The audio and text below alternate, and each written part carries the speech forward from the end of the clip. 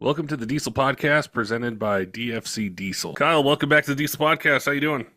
Good. How you doing, Patrick? I'm doing pretty good. I'm getting ready for there's a whole bunch of events starting soon. Weather warms up, the racing starts, which I love racing. I love watching it, paying attention to it. I know you guys are always at shows and going different places and everything like that. But one of the things that I don't like to forget about, it's really important to me and I know to you guys as well, is new diesel truck owners. And I think that's what every guest wants, like every company wants, is we want new people that are leaving their gas vehicles behind and buying a diesel, regardless of the brand, new, old, whatever it might be. And there's so much information out there that it can be overwhelming. We're bombarded by ads, or we see different stories or different things on YouTube or even on different podcasts, and we just kind of don't know where to start. And recently I've done some episodes with a diesel shop talking about like newer trucks, not brand new, but like 3 to 5 years old, and what kind of issues will you face, to really kind of cater towards those people who might be looking at buying one, or maybe it's just out of warranty. So now if something breaks, you're going to be paying the bill, not the dealership. And so I think it would be great to go through with you from the oil and fuel side.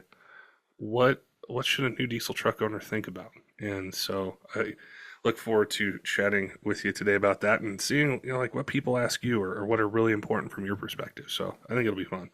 Yeah, it's a big one, man. It's and strangely, I feel like it's really picking up lately. I think there's more people entering the diesel market now. I know there's more diesel options out there now, so which is good in a time when we thought they're trying to do away with all these things and everything's becoming electric. We've seen a influx of questions from first time owners, and I got a great side story for you too that kind of ties it in. One of our previous episodes that we did, I think the last one we recorded,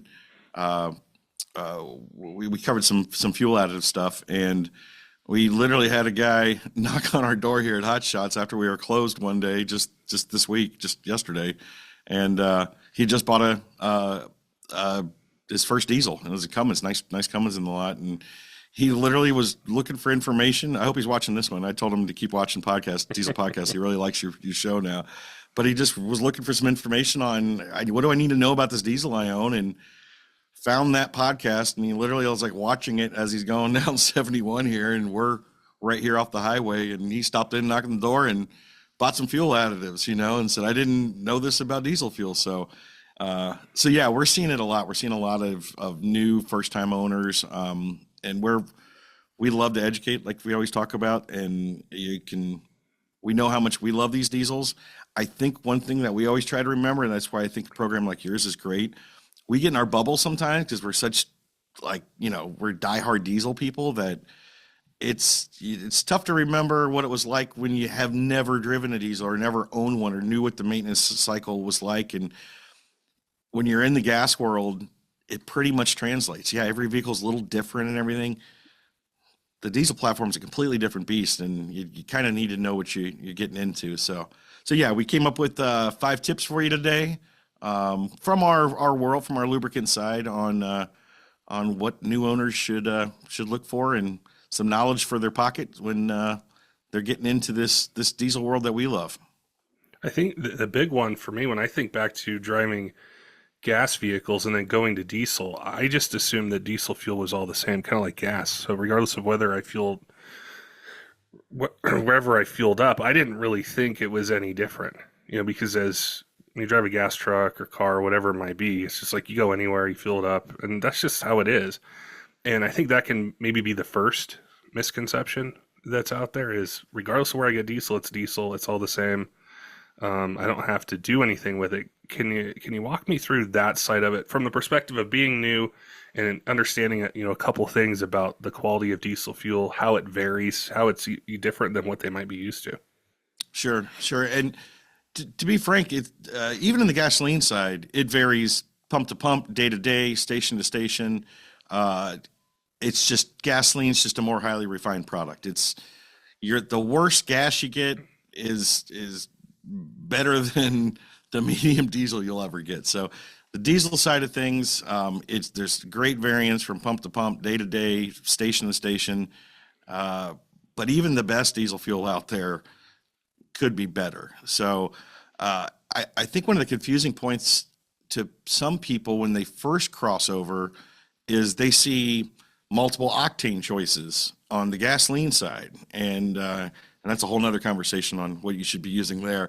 But it's at least gives the mentality of like, oh, I get these options. I can actually spend more and get a better fuel or something.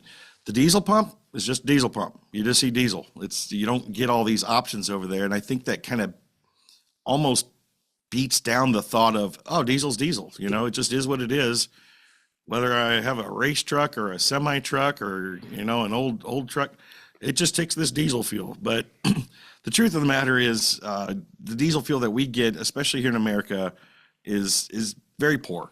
Very rarely do you get a very highly refined, quality, additized diesel fuel at the pump. There are some places, and if you do get good fuel, that's a great thing. Like if we all had great fuel out there, companies like us wouldn't exist. So I guess I'm glad there's bad fuel in the way. It gives us something to help out with. But in all reality, the way I look at a diesel fuel additive is more of insurance. Like you hope you get the best fuel because all we can do with additives is improve upon the fuel. So if you start with a great fuel, we're going to make it even better fuel by additizing it. And you hope that's the case. But really it's the insurance for when you get poor fuel. So the first thing I always tell people is when they ask me about, you know, which station do you prefer or who's got the best diesel fuel at the pump, there is no answer to that. That's like, this is the brand or company of a fuel station you want to go to. They got the best fuel. They're all buying from fuel jobbers. It mixes. It's different every time. So the safest thing you can do is go to a very high turnover pump, which generally speaking is truck stops right off the highway. That's where I always try to fuel at. That's where I recommend everybody go. At the very least, you're going to have the freshest fuel. We've talked in the past about how diesel fuel can start to oxidize in as quick as 30 days. So if you've got that little station in that little town, you know, far off the highway that's got one diesel pump that not really sure the last time that's been refilled, you know, in the ground there and how old that fuel is, that's the type of stuff you want to avoid. Sometimes you are stuck, you know, you are where you are and you need to refill and you have to get something. That's why where additives come in. It's really good to have that insurance to make sure you can bring the lubricity up in the fuel, bring your cetane up, make sure you got you're treating the injectors and getting those clean as those get gummed up from poor fuel. So we've obviously beat to death the lubricity factor of diesel fuel these days, especially in America. We've got a higher tolerance for a drier fuel by the government regulations.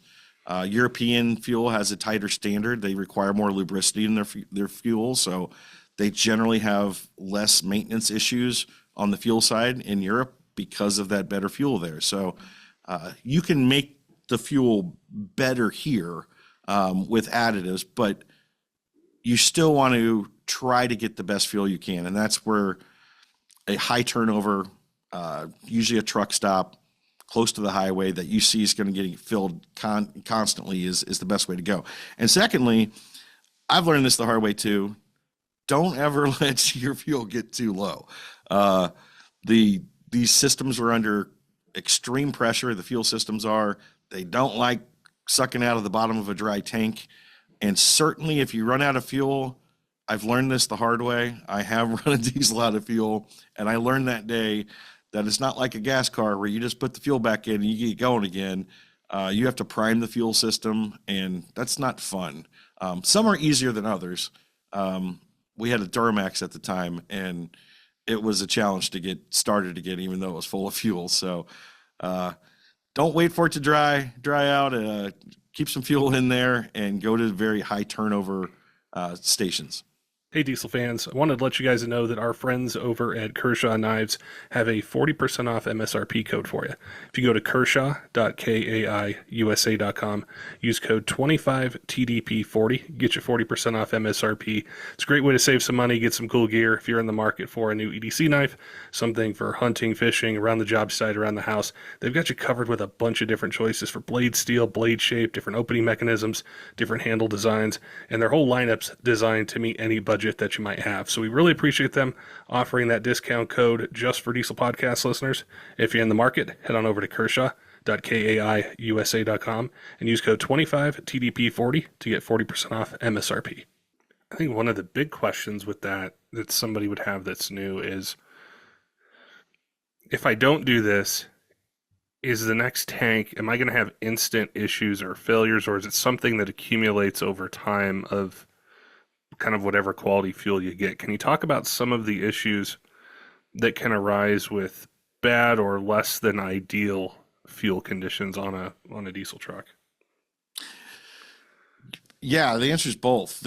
You can have immediate problems, such as water in the fuel.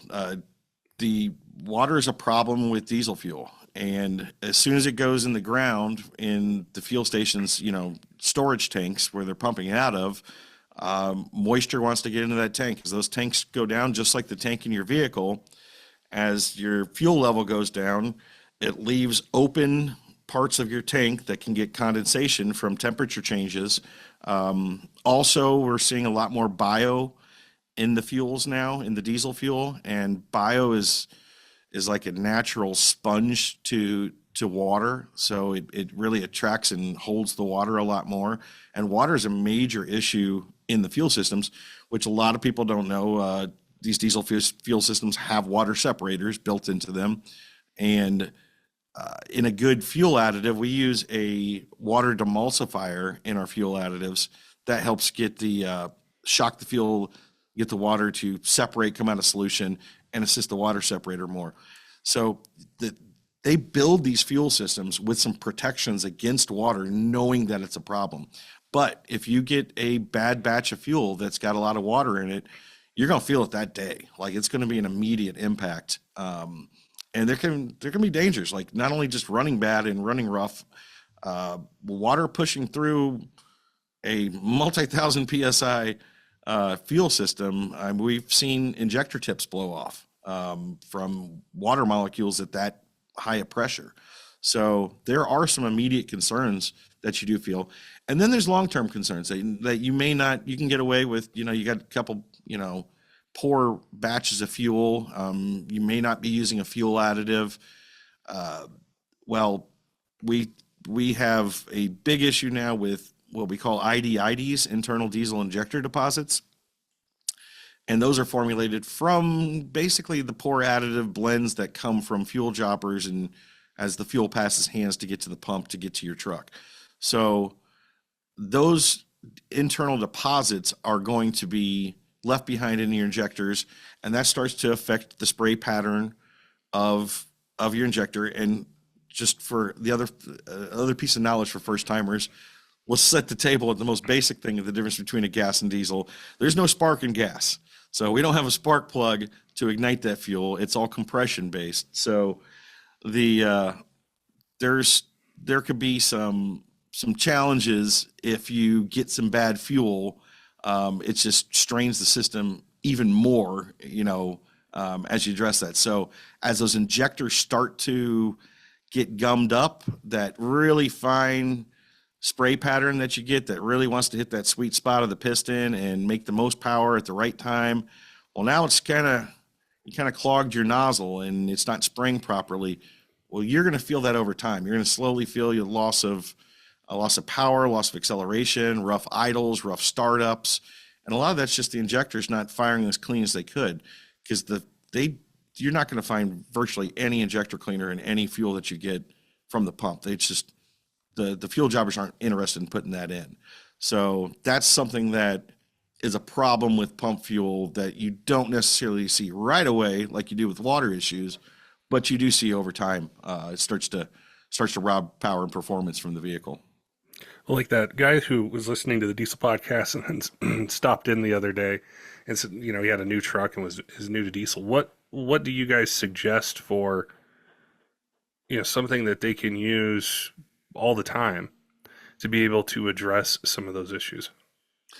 So I always recommend our two-step treatment. We have our diesel extreme and our everyday diesel treatment, and I kind of walked him through that, and he knew that on this truck, uh, it had already had the CP4 replaced under warranty, which was good.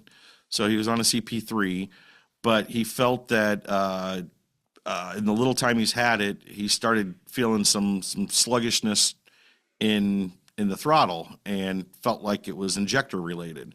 And that's when he heard your podcast and realized he's never had any additive in there and that possibly he's having an injector issue. So my advice to him was the same that I give to about anybody, whether they're new or old diesel head.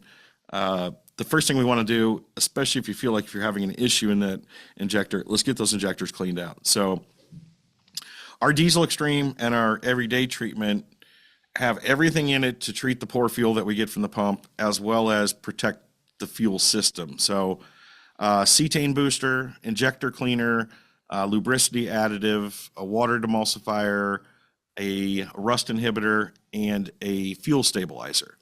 The difference in the two is that our diesel extreme, we crank up the fuel system cleaner to where the EPA stops us. It's the max allowed by law. So the first thing I told him was, you need to run a full tank of diesel extreme. Let's get those injectors completely flushed out. We have enough cleaner in the diesel extreme, unless it's a major injector issue, we generally can get any injector cleaned and open in one tank full. So one tank treated with diesel extreme with all the injector clean in there is going to get it all cleaned out. I said that's step one for him. Let's get them all cleaned out first.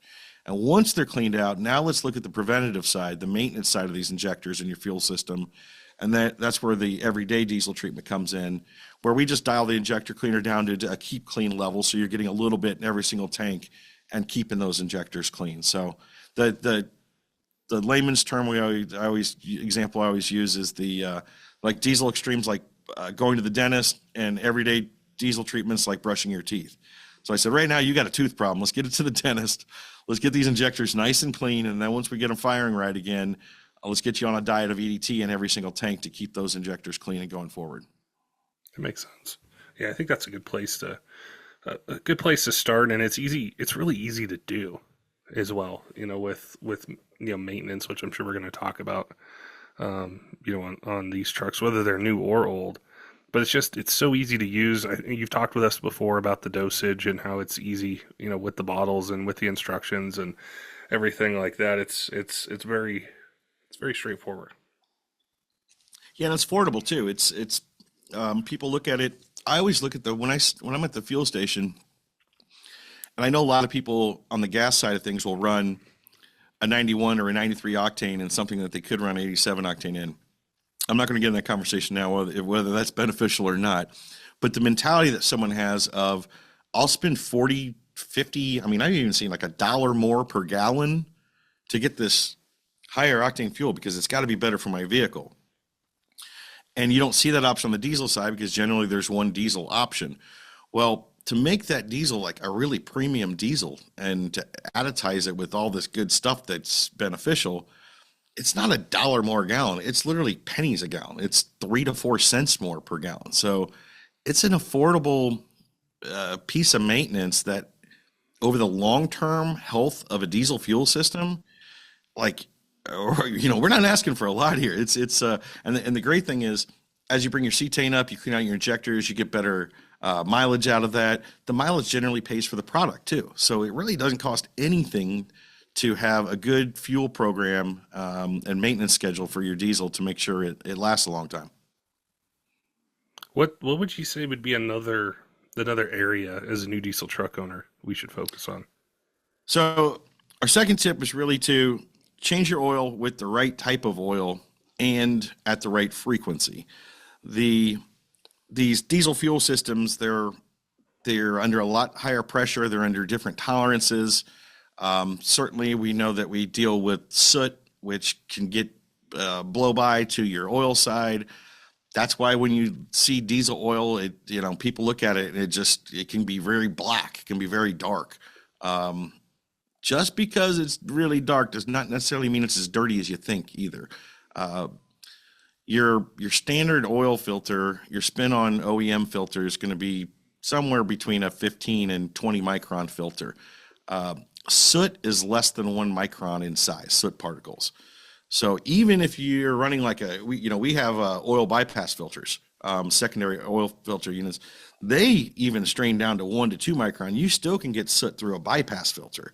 So your oil is going to always kind of look dirty. One of the old school tests that we always recommend if you really want to check how dirty your oil is stick your finger in your oil, get some nice black oil in your hand, and rub your fingers. And then look at your fingerprints. And if that oil has penetrated your fingerprint deeply, it probably has a lot of soot in it, and it's time to change it.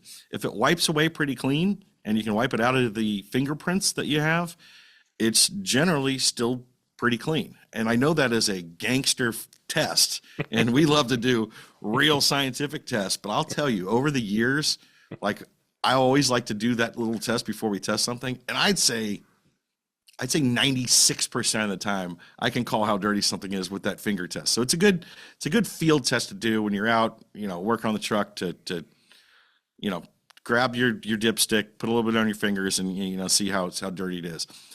That's something for new diesel owners to know, because sometimes they freak out because all of a sudden they get an oil change and instantly their oil's black again. And the reason for that is because you're never getting all the oil out of the engine, so some of that oil is still in there, and you can add some nice fresh golden oil to it. And soot is kind of like ink. If you take a glass of water and put 1 drop of ink in it, the whole thing looks black. And you only put 1 drop in there, and that's kind of what happens on the diesel side, why it tends to appear dirtier than it is. But when we do oil analysis, we're measuring down to parts per million, and we can look at soot particles. We can look at what size micron particles are in there. We can actually see what type it is. Is it dirt? Is it metal particle? What it may be. So there's a bunch of stuff to get out of the oil and that you don't want in the oil. But generally speaking, new people kind of freak out when they see dark oil, and dark oil does not necessarily mean it's bad. We like to see it as clean as possible. That's why I love bypass filters. It keeps your oil really clean. But it's nothing to freak out about. But the oil maintenance is very important on diesels. They're very sensitive to viscosity due to the tolerances, and these tolerances are changing now too. We're getting tighter tolerances in the engines. As you probably know, a lot of the manufacturers the past few years in these latest generation of diesel trucks, the big three, are switching from a 40 weight recommendation down to a 30 weight recommendation. Now, I've got my personal feelings on those, but there's a reason. They're tightening up the tolerances because they're trying to make emissions standards and efficiency standards. So if you look at something like, like the 6.7 Cummins, there's a lot of talk about the lifters and even rocker issues with if you're running a 30, they advise to run a 10W30 now. That 6.7 Cummins has run 1540 for ages. Well, what's changed? Not as much as people think has changed. And I personally run a 5W40 in the Hot Shots Cummins truck, the company truck we have, and have since day one, and have great oil analysis with no wear since day one. And we got 175,000 miles on that truck now or so. And if you look in this fine print of what the manufacturers recommend on these oil viscosities, they actually say we recommend a 10W30 fine print, or if you're using the vehicle in a how do they word it? Like a heavy duty application, such as towing, which isn't that what most people get a diesel for, but I get it. Or if you're in a cold climate, then it's okay to run a 5W40. Well, how can that same engine, run either? There's tolerances there, your bearing tolerances and everything that you want to be at. So I run a 540 proudly in all the new generation trucks. It's a thin enough oil to get into the bearing tolerances. We've found no correlation at all to oil viscosity and lifter damage in any of these. So it's open for debate. I think it's one of those things that we're really going to know the answer to that in 5 to 10 years, and when we start seeing some of these trucks with 300,000-400,000 miles, and more, really kind of shows its face. But on the front side, as a new diesel owner, you want to make sure that you have the correct viscosity and you're sticking to an oil change regimen. So you want to set your interval at the right time. Ironically, for us as an oil company, we're usually trying to advise people to extend their interval, which people think we're crazy because they're like, aren't you trying to sell oil? Wouldn't you tell people you need to change that every 3,000 miles? We're always trying to get people to run 20, 30, 40, 50,000 miles on their oil, and because there are oils out there that can take it, but you have to have the correct oil for your application. So you always want to educate yourself on your vehicle's maintenance schedule. And that maintenance schedule from the manufacturer is based on a standard oil that they would assume, because they're not going to recommend you which oil to get. They're just going to tell you which viscosity to get. So you can really extend your interval with a higher grade oil. Some people like to save the money and feel that oil is a place that you want to cheap out on, and I'll just change it more often. You got to be careful of that too. A lot of these Group 2 oils can start to shear out a grade pretty quickly within a few thousand miles. So now if you're running a 30 weight, it's going to be a 25 weight pretty soon. And now we're too thin for protecting your bearing tolerances and everything. So it's always an important thing for any engine, certainly on the gas side as well. It is just more finicky on the diesel side. And as long as you stick with a good schedule, this is why diesels can last 2 to 3 times longer than the average gas engine. Common question we get from you guys a lot is, hey, I need a diesel engine. I either, I can't wait this long to get one, or normal place I get stuff from it just takes too long, or they don't have the parts in it that I need. Maybe my truck's not stock, or I tow heavy with it. I don't want to go back with just a stock engine. DFC Diesel is a sponsor of the podcast. We worked with them, hand in hand on doing episodes, answering technical questions. They have a complete lineup of Cummins, Duramax, and Power Stroke remanufactured engines that are set to a standard of ISO 9001 2015 standards, which is a huge deal in the aftermarket. And there's certain levels of quality testing, validation that are required for that. So when you get one of those engines, the type of quality that's built behind it with an industry-leading warranty that's really comprehensive. And the other thing with that is, sometimes the options that are out there, it's a basic OEM engine. You want a little bit more. You don't want to have the same failure again. So there's a bunch of different series of engines that they have, from core, street, tow haul, and also the Speed of Air series, which we've covered on the podcast before. There's a lot of really cool benefits to it. And if you have questions about that, reach out to them. If you don't know the type of engine that you're looking for, if you go to dfcdiesel.com, there's a ton of info there. You can send an email or you can reach out to them. Also, they're working with Speed of Air pistons, which it's the only piston that pays for itself. And there's a lot of really cool technology behind it. So you can add that into your build and be able to get better fuel economy, increase power, increase torque, and better engine life out of it. Some of the most common engine applications or series of engines that they have with that lead time, a lot of them are in stock or they have really short lead times. So you can check your favorite retailer or go to dfcdiesel.com, check them out, see what's in stock, see what you can get. If you have questions, maybe you want to do something that's outside of the normal series of engines, they have tons of choices for rods, cranks, pistons, valve train upgrades, tons of different things. So if you're in the market, definitely make sure and head on over and check them out. With emissions equipped trucks, specifically like a regen process, I imagine this is even more crucial, and maybe even jumping into oil analysis for things like fuel dilution. You'd mentioned, tolerances. We've had other guests on talking about bearing failure on some engines and the lack of maintenance, with filters and other things in the engine that just contribute to this situation where you get bearing wear and now you're buying an engine. And so I think the oil analysis and seeing what's going on, and then also the bypass oil filter as well, and just being able to do everything you can because that oil is taking such a beating with the EGR and regen processes. When is it being done? Is it being done, during the combustion event or after it ends? And, to bring up the heat and different parts like that. So I imagine, anything the last 15 years that somebody might be looking at, or, what kind of truck they have, that's something to definitely take into account, that maybe an older one wasn't facing quite as much issue, or maybe it is, maybe they're just different. Well, and you nailed it. I can't preach higher about oil analysis. Everybody should be doing it. If you care about your vehicle and you've never done an oil analysis, then you don't care about your vehicle.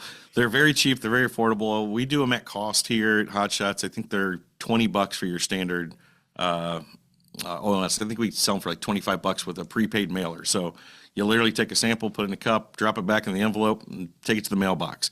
And we can do a full evaluation of the health of your system.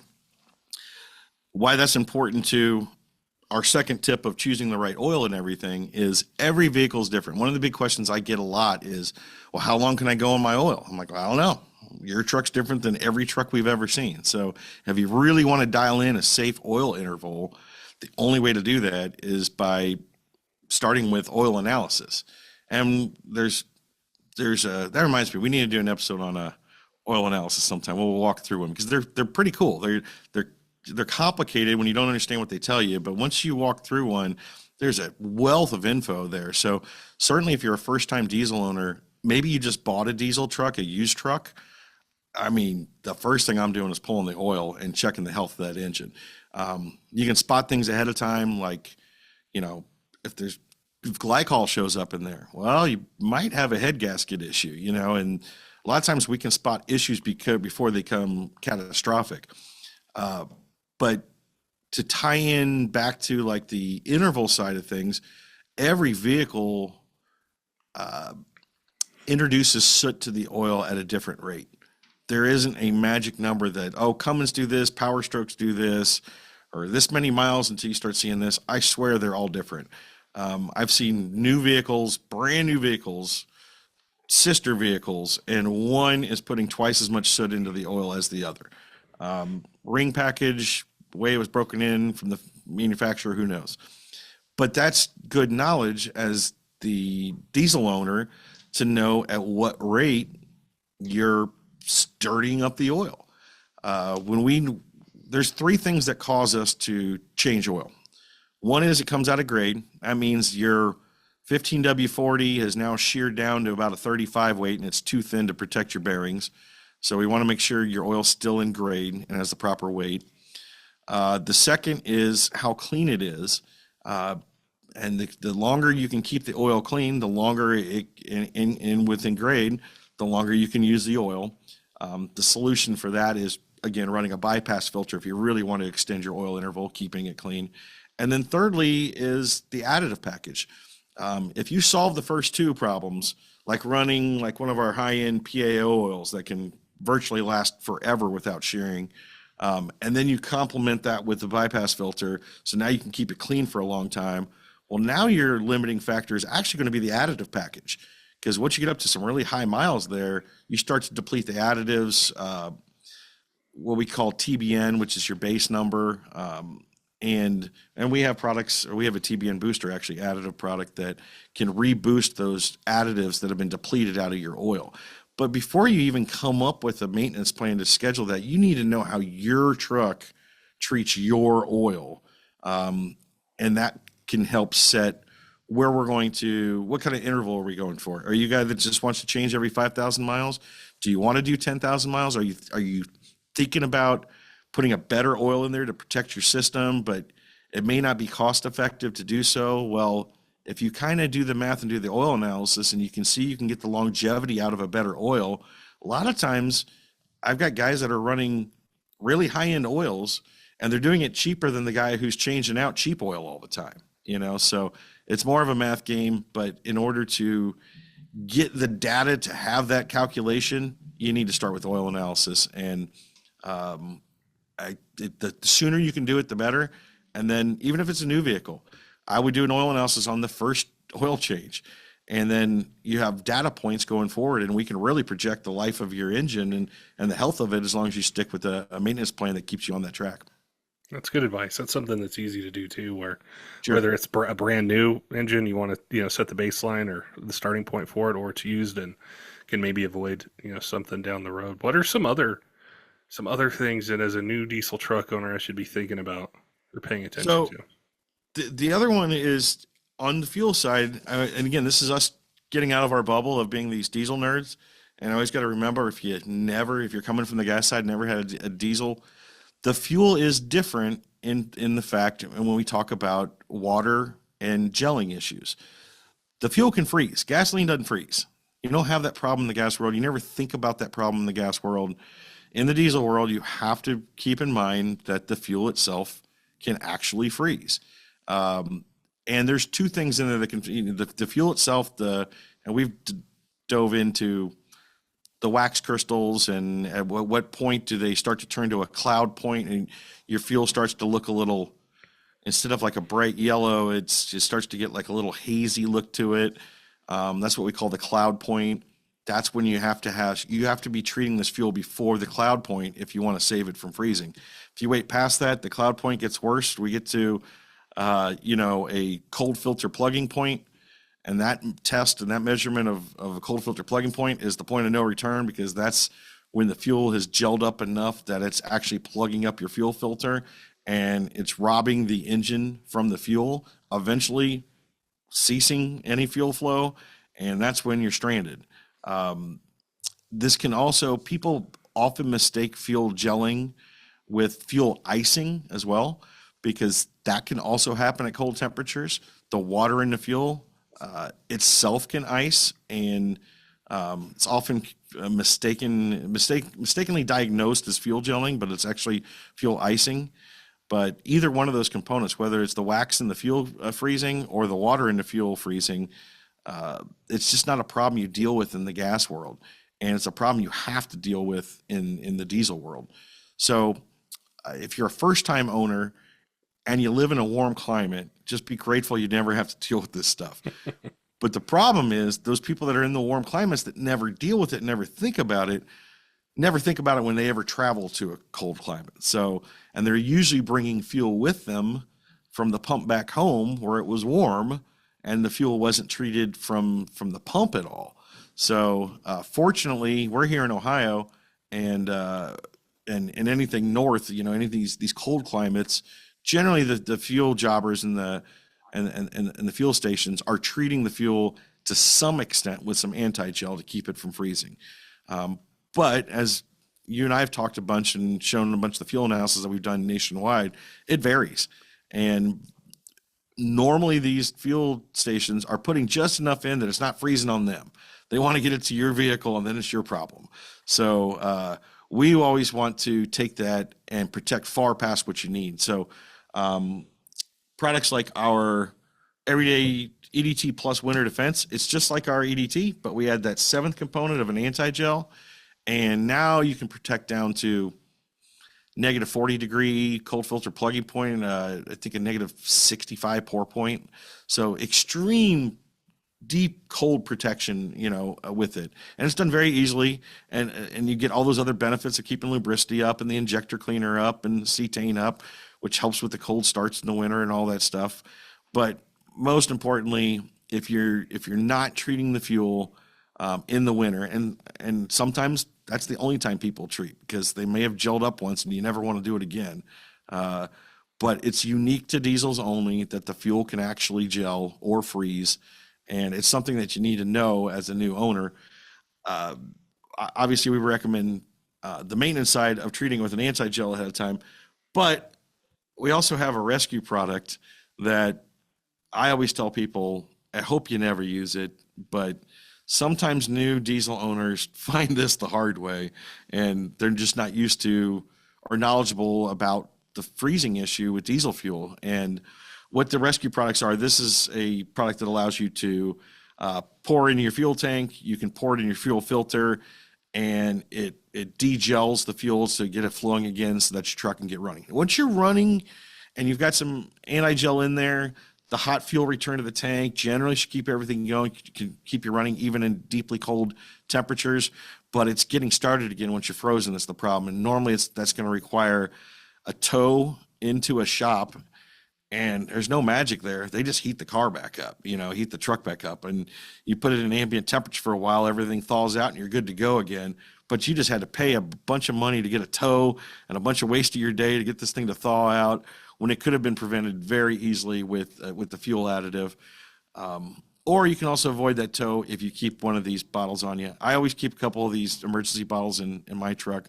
I've never had to use one, thankfully, but I've found stranded people that I've handed them a bottle and made their day, that for, a $15 bottle, you can get rolling again rather than spending your day in a tow truck and thawing out at a diesel shop. So it's an important one for people to understand, especially when they're new to diesels, that the fuel is different, and you certainly have some extra winter protection that you need to plan for and take into account.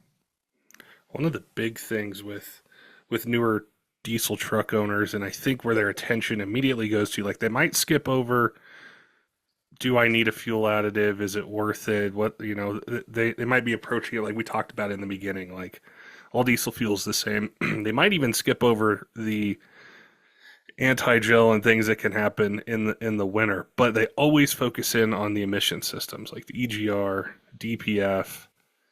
There can be associated issues with a turbo over time or mileage with it as well. And I think that might be the most overlooked part, I think, of a new diesel truck owner and what they can do to help those systems. Between the fuel, the oil, the different products that you guys have, how would you address the life and health of a DPF or EGR systems on a truck? Well, first of all, they suck. The DPF systems, the EGR systems, they suck, and manufacturers know it. It's just a technology that nobody's figured it out yet how to make. We understand what they're trying to do. They're trying to stop bad stuff going into our environment, right? We're trying to reduce the emissions that are going out to Mother Earth. So it's a respectable mission that they're on. But the hard parts that we have to get this job done are just awful. I mean, catalytic converters have always had their issues, but they're a lot more efficient than a diesel particulate filter. EGRs are just returning that, recycling that just to burn more out of it. But at the end of the day, you're sending particulate to the DPF filter, and the process that we currently use to burn it out, when you have a regen, is not really even that efficient. You're not reducing as much emissions as the problems you're creating. One of the biggest problems is that they fail. Like, these DPF systems go bad because they're not made well. They're stupid expensive. They're insanely expensive. So they're a pain in the butt. There's just nothing good to say about a DPF system or an EGR for that matter. The best thing you can do is try to avoid those problems. And I will say, I go to a lot of industry trade shows and all the time. And I've seen in the last few years, like, some of the big, I swear half the booths at these trucking shows are some sort of DPF cleaner, some sort of way to clean out these DPFs. Honestly, we've looked into it. We don't really have an opinion on it yet. I think it's an early science there on what's the best way to clean these. We hope the science just dies, because we hope they come up with a better way of doing this. But right now we got to deal with these clogged DPFs, and there's tons of ways I've seen out there of getting these things clean. I don't know what's the best way. I get asked that a lot. But what I say is, let's avoid that problem in the first place. When we can do that from a lubricant side. For example, running a high cetane fuel. So again, if you're fortunate enough to get a high cetane fuel from the pump, that's great. Generally, we're looking at a 40 cetane minimum in most of America. Some places have a 50 cetane minimum, but generally you're looking at 40. And from our testing, usually if it says 40 cetane on the pump, it's usually somewhere between 39.5 and 40.5. It's either not there, just a hair over. But we're rarely seeing 44, 45, 47 cetane fuel at the pump. just because they're not going to put that in there if they don't have to. They're only required by law to get it to 40 cetane. They're stopping there and they're making money off the rest of it. Our diesel extreme or our everyday diesel treatment at a performance dose will raise that cetane 7 points. When you get your fuel closer to the 50, 47, if you have 50 cetane fuel and get up to 57, what cetane does in fuel is it opens the burn window of the fuel molecule itself. It extends the length of the burn window of that fuel molecule so that you can burn more of the fuel in that combustion process and have less waste fuel going out the pipe or to the particulate filter.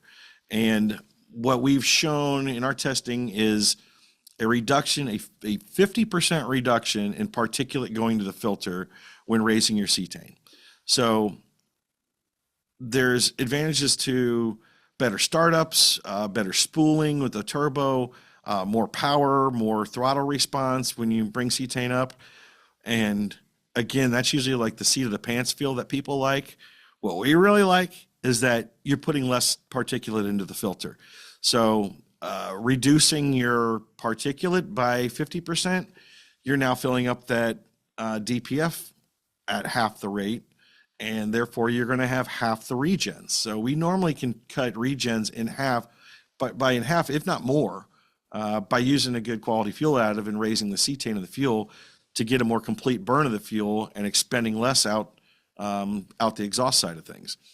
Now, the other thing you mentioned in there, which is part of our tips here, keeping the EGRs, DPFs, and turbos clean. So turbos are a big thing, where a lot of people may not have experience with a turbo before, coming from the gas world.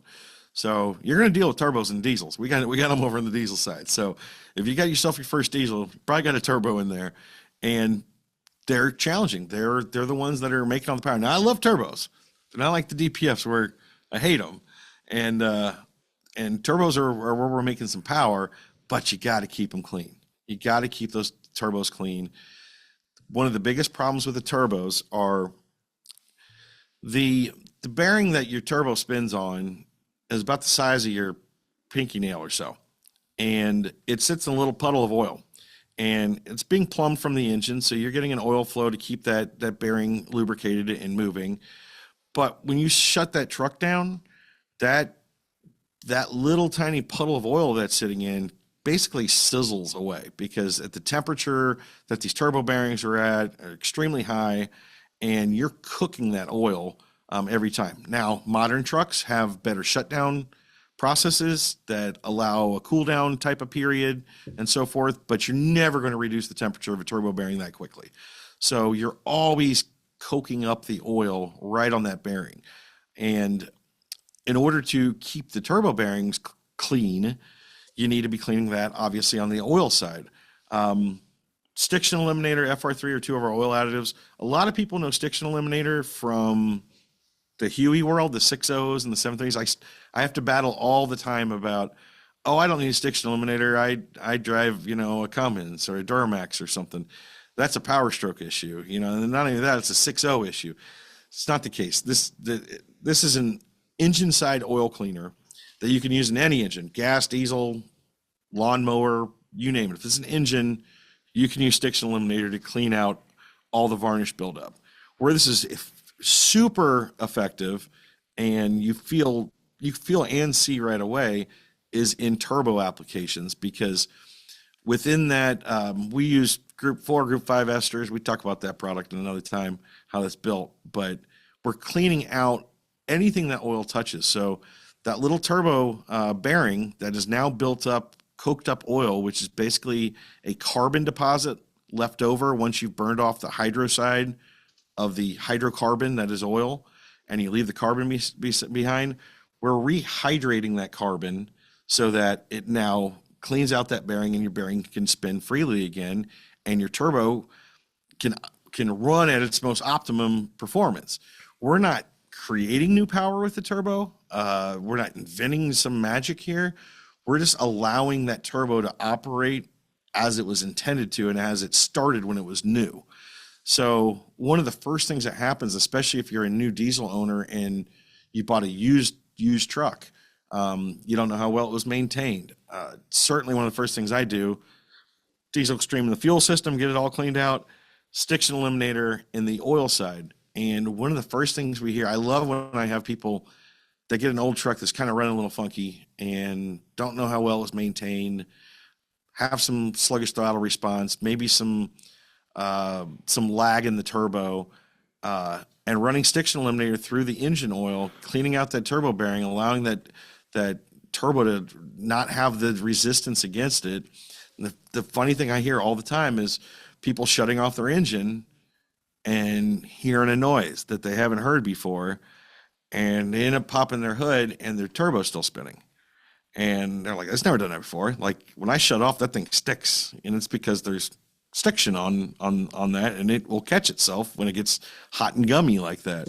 You clean all that out, and it's fun to watch these turbos still whistle, well after you shut the engine off because they're free flowing. So it's just not something that people in the gas world deal with all the time. And when crossing over to maybe your first diesel and maybe your first turbo, it's just very important to keep that maintenance schedule on these emission systems, on these turbo systems, these things that you're not used to in the gas side of things, that will then result in better performance, better efficiency, and the longevity of the engine and keeping it on the road for a long time. I think the big thing with hearing these tips and thinking of just coming over from the gas world to diesel is your maintenance schedule is going to change. It's going to be more involved. You have to take more ownership of it because of the nature of the fuel, the emission systems that are on it, the type of oil that you're running, how often you're changing it, doing an oil analysis. There's so much more involved with it. And I think the reason it's so important is it's really cost. One, the cost of the trucks, new or used, the cost of repairs. I've had a lot of diesel shop owners on that talk about what it costs to replace a DPF on a truck, if they can get it, or how long you got to wait for it. And just how it all factors into, what it could cost you if you don't do these things or take some steps along the way to help the fuel system. I mean, there's a ton of other things too. We can get into transmission fluid, coolant. There's lots of other stuff. Well, and that's a good one too, the coolant side. Yeah, so that's our fifth tip here is that you really need to understand your maintenance schedule. It is not as simple as the gas world. Gas world's kind of rule of thumb. Like you can almost carbon copy and get away with, a 6,000 mile interval that I'm doing this, and whatever gas application it is. Diesels are completely different. And then even inside that, you'll notice if you look at your OEM book, it'll have multiple different maintenance schedules based on how you use that vehicle. So if you're not towing, if you just really want a nice diesel that you're just driving around, it's going to have a completely different maintenance schedule than somebody who uses it to pull a trailer or uses it for a business, a lawnmower company that's got an open trailer, or a racer that's pulling a big stacker trailer with their race car in it. The depending on the use and how you treat your truck, you're going to have a different maintenance schedule. And all of it can be good and keep the truck going for a long time, but you need to understand the differences in how those are treated.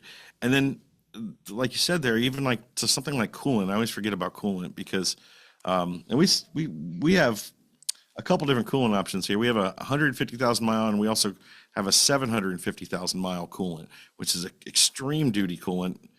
Generally, the big rigs use.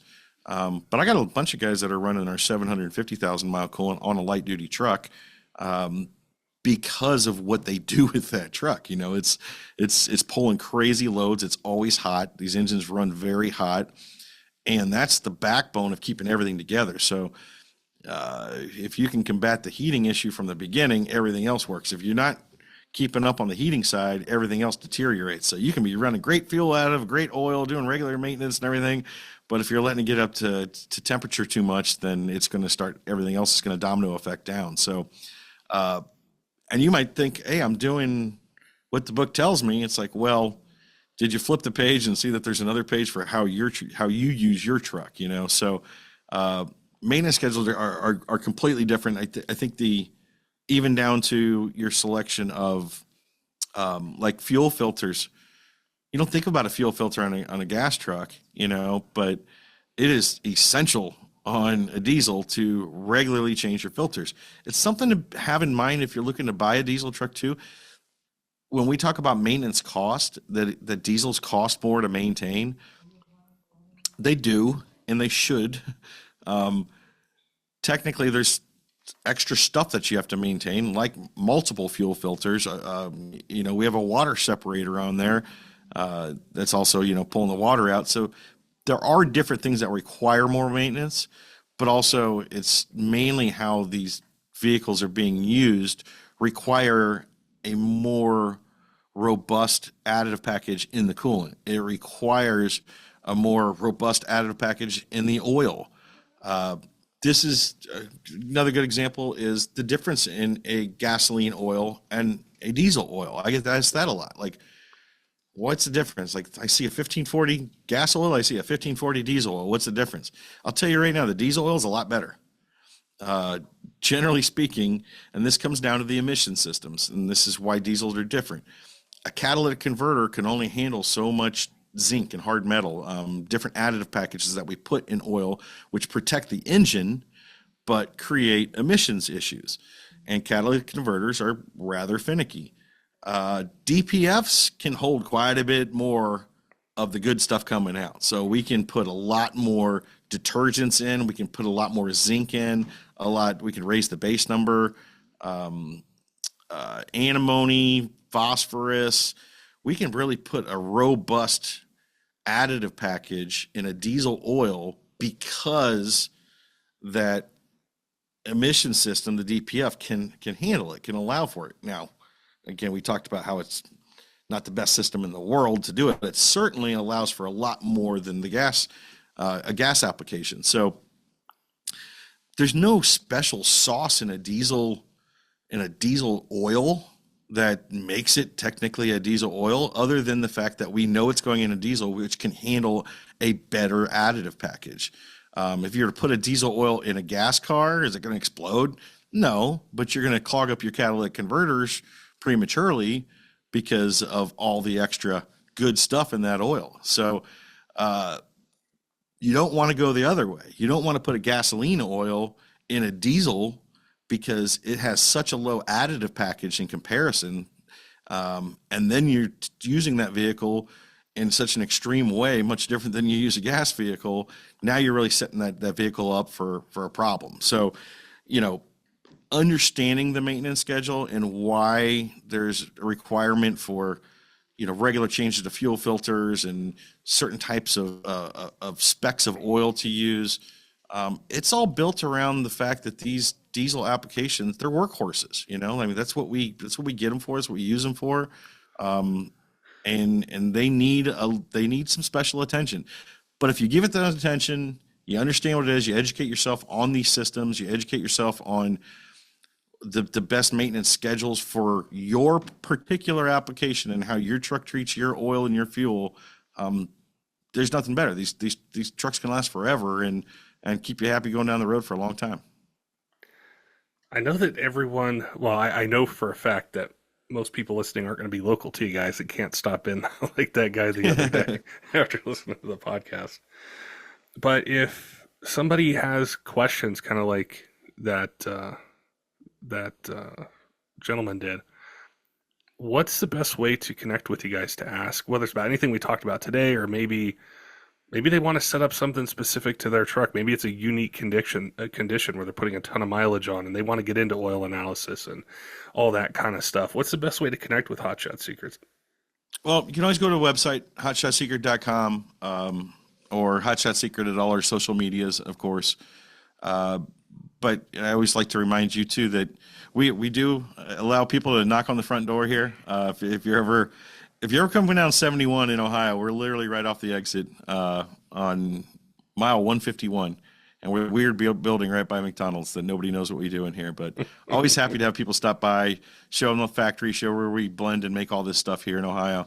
But short of that, phone calls. Like sometimes you led this whole podcast off with saying that people go to find this information, and there's just a wealth of information out there. Sometimes there's too much, and it's daunting, and it's tough to sift through all of it. So while we try to provide more information out there, we also know that we're flooding the market even more. So sometimes it takes a human conversation, and we're happy to have that. So you can always call us. Our number's on our website. We have an 800 number. We take calls all day. We really we've been getting a lot more of new diesel owner calls. So we love to take those calls. We love to walk people through that. And especially even if you're not new and you're thinking about maybe stepping up your game and adding a bypass filter and maybe running a longer interval or putting a better oil in or changing your fuel additive, we're all open ears for that. And we love to help out and solve problems, whether it has to do with our products or not. We know a lot about these diesels, and we're happy to help. And one thing I will say that is a really great resource for a new diesel owner out there, we have a really cool application that we built called Diagnose Your Diesel. And so you can go to this, you can find it on our website, and this allows you to go on there and plug in different symptoms or things that you're seeing. So, I'm having a rough start, or I'm seeing spots of white smoke coming out of my tailpipe, or I'm seeing black smoke coming out of my tailpipe. We allow you to plug in what your issue is, and then it gives you the education, explains why you're seeing white smoke or why you're seeing black smoke or whatever the issue is, and it helps you diagnose what that problem is and educate yourself. It's probably the most trafficked part of our website, next to our locator finder. Obviously, we wish everyone's just coming there to buy stuff all the time, but it really is where people go the most to learn more about diesels. And unfortunately, they're probably having a problem if they're on Diagnose Your Diesel, but at least it's a good resource that's backed by science, and it helps you diagnose these issues and help you out. So I encourage new people to use that application that we got on our website at hotshotsecret.com. Very cool. I appreciate you taking the time to go through some of these issues that are definitely going to pop up, or people want to educate themselves and be able to be proactive, which I think is really the foundation of it, is avoiding that $8,000, $12,000 repair bill, or the downtime, or having to be towed into a shop to let your truck thaw out because the fuel froze up and it didn't start. So it was great to, I think, bring all this information together. So somebody who's new, or maybe somebody who's been around diesel for a really long time and they just never went down this knowledge path of, well, what can I do or avoid, or how can I make my engine last longer? So it was really cool to chat with you today, Kyle. I always have a good time with you, and look forward to seeing the places, the events you guys are going to be at. I know you're really active in the motorsports race world, and sitting down again and chatting with you. Yeah, thanks, Patrick. Always fun coming on with you, and we'll do it again here soon. Don't forget, diesel fans, make sure and head on over to Kershaw.kaiusa.com. Use code 25TDP40 to get 40% off MSRP. It's a great way to save some money, get some cool gear. If you're in the market for a new EDC knife, something for hunting, fishing, around the job site, around the house, they've got you covered with a bunch of different choices for blade steel, handle design, opening mechanisms. Their whole lineup's really designed to meet any budget that you might have. So if you're in the market, make sure and head on over to their website and use code 25TDP40 for 40% off MSRP. Also want to give a shout out to some of our Patreon supporters: Tyler Lowen at 23 Diesel, Cutter Up Rob, Robert, all of our other Patreon supporters, all of you who subscribe on YouTube, podcast apps, follow us on social media. We appreciate all your support here in year 9 of the Diesel Podcast, and look forward to bringing you more of the content that you want to hear in 2025. Till next time, keep the shiny side up.